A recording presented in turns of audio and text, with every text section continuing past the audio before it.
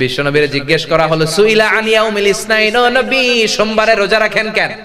বিশ্বনবী বললেন ফিহি উলিদতু, সোমবারে আমি জন্মগ্রহণ করেছি তাই শুকরিয়া স্বরূপ রোজা রাখি। আরেক তাফসিরে এসেছে আস-সাইহুন মানে আস-সাইমুন, রোজাদার। আমার মুমিন বান্দাদের 4 নাম্বার গুণাবলী হলো তারা রোজা রাখে। বিশ্বনবী ফরজ রোজাও রাখতেন, নফল রোজাও রাখতেন। আমরা শুধু ফরজ রাখি, নফল রাখি না। বিশ্বনবী সোমবার রোজা রাখতেন, আবার বৃহস্পতিবার রাখতেন। বিশ্বনবীর জিজ্ঞেস করা হলো সুইলা আন ইয়াউমিল ইসনাইন, ও নবী সোমবারে রোজা রাখেন কেন?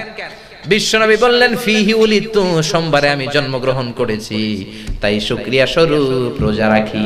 তার মানে বিশ্বনবীর জন্মদিন যদি পালন করতে চান, রোজা রেখে শুকরিয়া করবেন কার? আল্লাহ।